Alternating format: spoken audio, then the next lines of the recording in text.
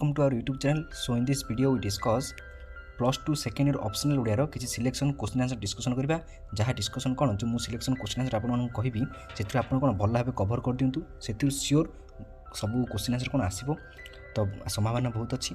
तो चलते स्टार्ट करबा। तो फास्ट आम देखा प्राचीन मध्यकालीन कवितार किसी सिलेक्शन लंग क्वेश्चन आंसर। तो फास्ट क्वेश्चन हूँ परशुराम भेट कवितार नामकरण यथार्थता प्रतिपादन कर। परशुराम भेट कवितार नामकरणर यथार्थता प्रतिपादन कर। नेक्स्ट सरह सुंदरी कवितारू दूतिकार चरित्र चित्रण कर।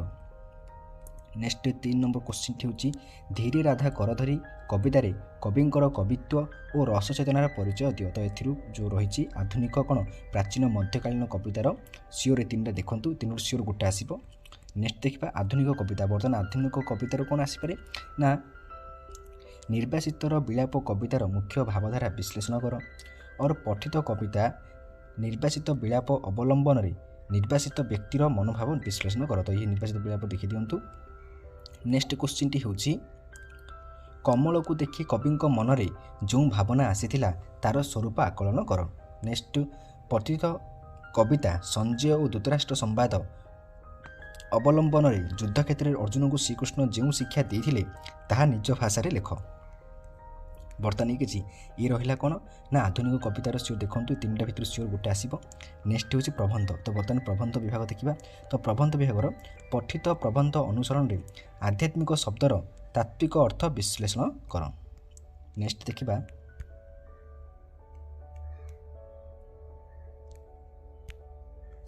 फरासी विप्लवरू सृष्टि होइथिबा 3टी स्लोगान तथा समानता स्वाधीनता और भातृत्वर महत्व बुझाई दियो। तो फरासी विप्लव समानता स्वाधीनता भातृत्व पाठ देखी देते।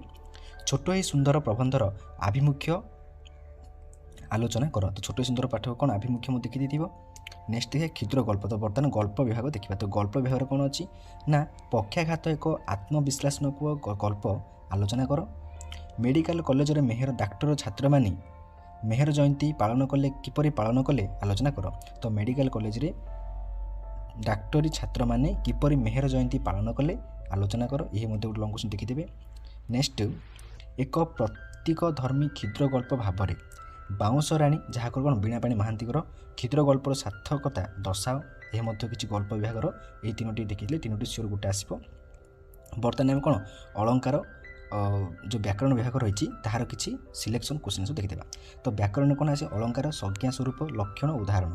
तो यार कौन आसे अलंकार अनुप्रास गुट देखिथे जमक अलंकार देखिए श्लेष उपमा उत्प्रेक्ष विभावना ये देखु सियोर एथरू गोटे आसो। तो ये ऑप्शनल ओडिया की सिलेक्शन लंग क्वेश्चन आंसर जहाँ को आप कौन भल भाव कवर कले सियोर लंग क्वेश्चन सब आसो प्लस अलंकार विभाग आसो। तो thank you to all of watching this video. जो मैंने कि यार सब नोट्स चाहती आम टेलीग्राम ग्रुप में ऑलरेडी ये सब नोट्स को शेयर करछि। आउ किसी लंग क्वेश्चन आंसर मुझे खूब शीघ्र कौन वीडियो अपलोड करी। तो जदि वीडियो भल लगी शेयर करूँ।